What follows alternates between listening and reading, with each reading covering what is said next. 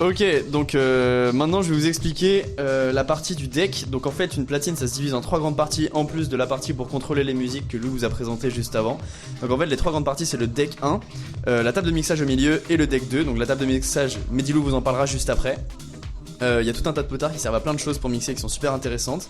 Et en fait ça, il faut considérer le deck de droite comme de gauche que c'est une platine vinyle avec les mêmes fonctionnalités qu'une platine vinyle et même encore plus parce que là on est sur des choses qui sont numériques. Donc en fait cette platine il y a plein de boutons qui servent à plein de choses. Donc par exemple le bouton play pause, ça c'est très simple, hein, vous savez comment l'utiliser. Et le bouton Q qui en fait va vous permettre de marquer un endroit dans la musique. Donc là vous voyez la musique qui progresse sur l'écran. Donc si j'appuie là, voilà, on peut la faire bouger. Et si j'appuie sur Q, ça va enregistrer cet emplacement là exactement dans la musique. Et dès que j'appuierai sur Q, donc là je lance ma musique, ça revient à l'emplacement que j'ai mis. Donc en fait je fais ça. Voilà. Et en fait à chaque fois ça reviendra à cet endroit là en appuyant sur Q. Donc en fait on met sur pause, on save un Q. Et après à chaque fois qu'on reviendra, qu'on appuiera sur Q, ça reviendra à cet endroit là. Donc c'est à ça que sert le bouton Q. Ensuite on a le jog wheel.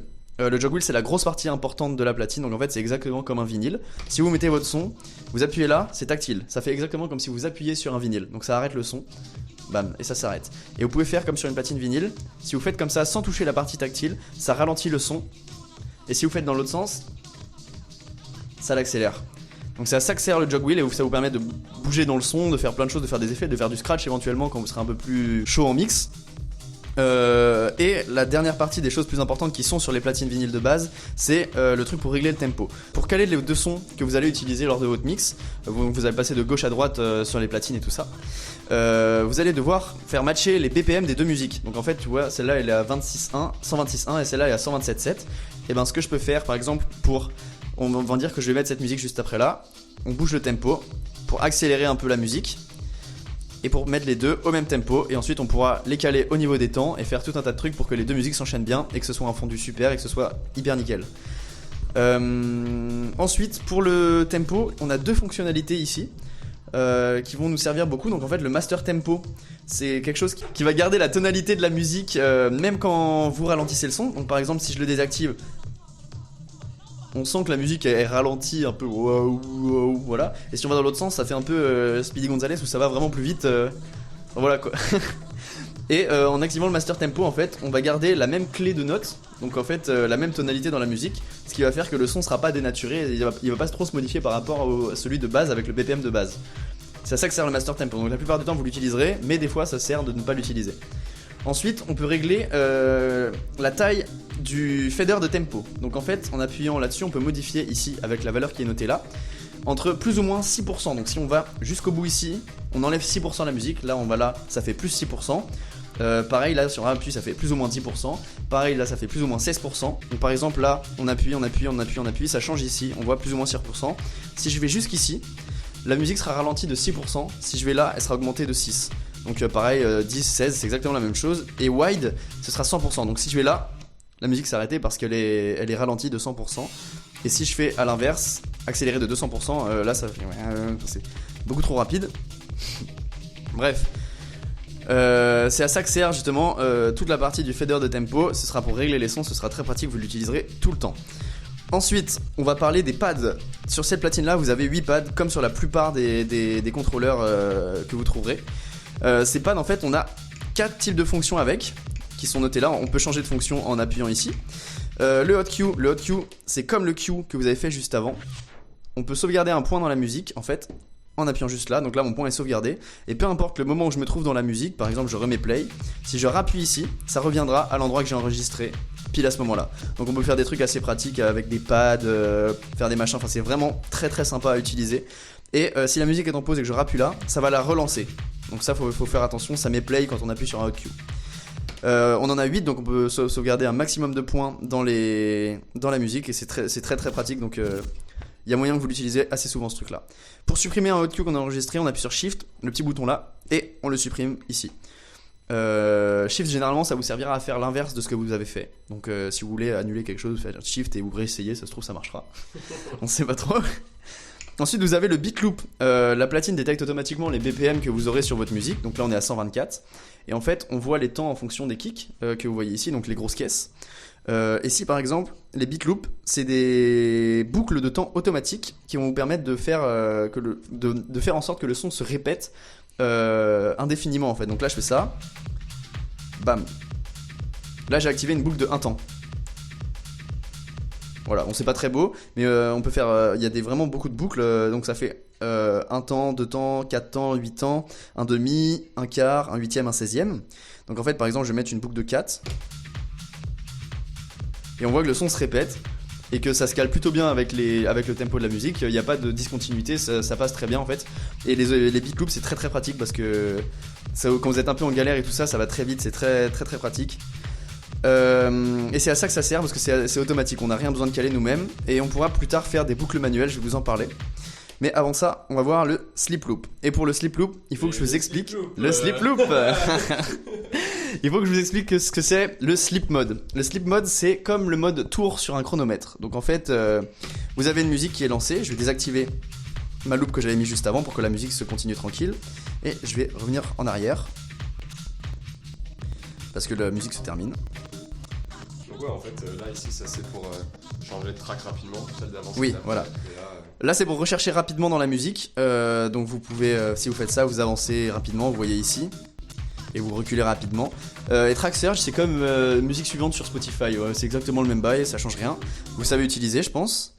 Et donc, le slip loop, je vais vous expliquer le slip loop pour le slip mode pour justement montrer ce que c'est le slip loop. Donc en fait, le slip, c'est comme le mode tour sur un chronomètre. Donc le mode tour, c'est quand le chronomètre continue à tourner, même quand vous l'avez arrêté pour noter le temps que vous venez de faire. Et ben le slip loop, c'est la même chose mais avec une musique. Vous pouvez faire ce que vous voulez, la musique continuera à tourner en arrière-plan et quand vous arrêterez de faire vos merdes, ça reviendra au truc que vous êtes en train de faire de base. Donc par exemple, je vais faire un... La musique s'est pas arrêtée, elle a continué derrière et dès que j'ai arrêté de faire mon espèce de truc là, et ben ça s'est remis exactement à l'endroit où elle devait être si on n'avait pas touché au truc. Et donc c'est très pratique pour faire des trucs vraiment stylés. Donc par exemple ce que je viens de faire là. Enfin bref, on peut faire des boucles, des machins, des avancées. On peut faire vraiment beaucoup de choses avec justement le slip mode. Un reverse. Avec le bouton reverse, donc en fait ce bouton là c'est un truc qui va inverser la musique. Donc juste la lire dans l'autre sens. Et ça permet de faire vraiment tout un paquet de choses aussi.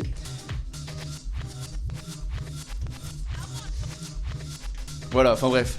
Et avec l'utilisation du slip loop, on peut utiliser le reverse et ça ne cassera pas le temps, c'est exactement à ça que ça sert. Enfin bref, voilà. Et on peut maintenant aller au slip loop qui est toujours utilisé sur les 8 pads que nous avons sur cette platine. En fait, ça va faire des boucles, des beat loops qui sont très très courts pour faire des effets qui rendent vachement bien dans une musique. Par exemple, enfin bref, là on les utilise un peu à l'arrache, mais c'est pas grave. Et donc la musique continue à rouler derrière et c'est ça l'important.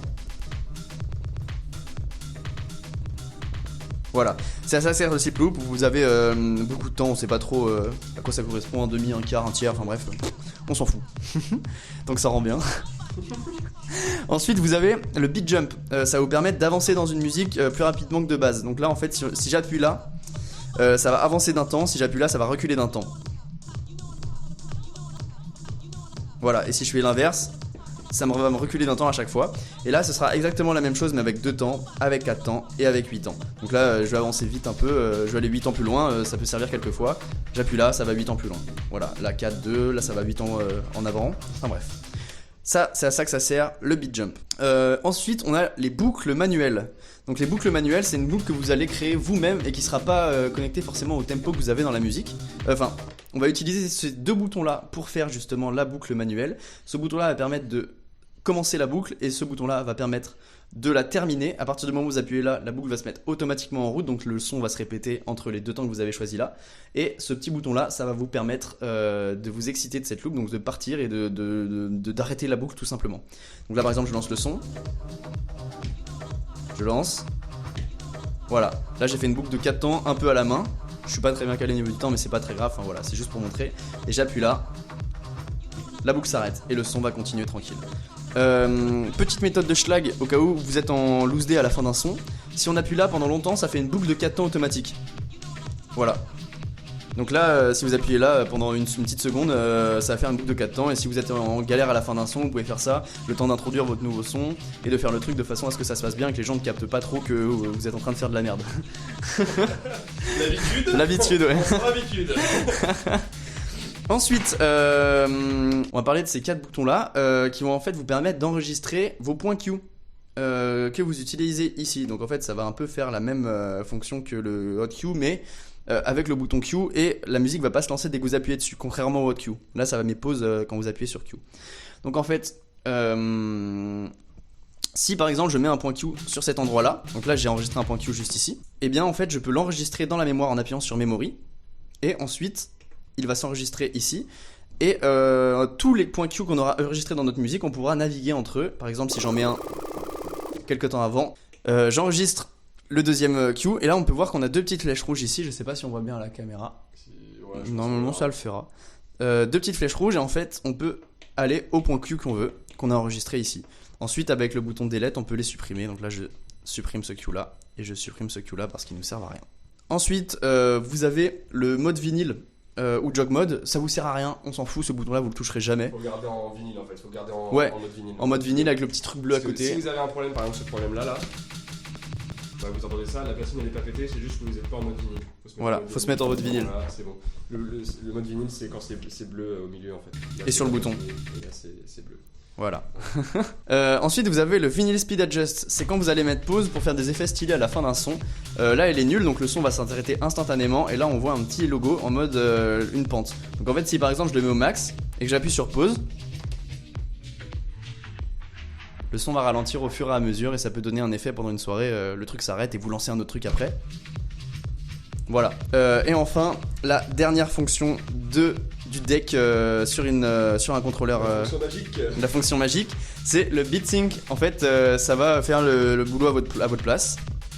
Donc en fait, par exemple, ici j'ai mon son qui passe à gauche, et j'ai mon son qui passe à droite. Par contre, c'est le son qui est en train de passer en ce moment-là, et je vais introduire le son qui est à gauche. Donc je lance par exemple ici, voilà, sauf que j'ai rien calé. Le tempo est pas calé, les kicks sont pas calés, rien ne se fait. Ouais, voilà, on peut mettre le son pour vous montrer, mais c'est dégueulasse. Et en fait, on va définir une piste master, donc c'est la piste qu'on est en train de jouer en ce moment-là. Donc c'est la piste qui passe, qu'on entend. Et là, on va appuyer sur sync sur l'autre pour en fait synchroniser et le BPM et les kicks. Et ça fait pas le gain ? Non, ça fait pas le gain. Donc les BPM et les kicks, c'est tout. Donc j'appuie là. Et là vous pouvez voir que les deux sont passés à 124. Le son là c'est adapté à celui-là. Et les kicks se sont calés entre eux. Donc vous pouvez voir que tout passe en même temps. Et là c'est déjà beaucoup plus harmonieux. Enfin voilà. C'est à ça que sert le beatsync. Et ce sera assez pratique quand vous débuterez, parce que vous n'aurez pas forcément les bonnes notions pour bien caler des sons et tout ça. Et si vous voulez juste faire des transitions sans maîtriser vraiment le calage et tout ça, c'est assez pratique. Donc je crois qu'on a tout vu sur cette platine, et c'est l'heure de Medilox. De Medilox 75017. Voilà, bonne soirée. En fait, ouais,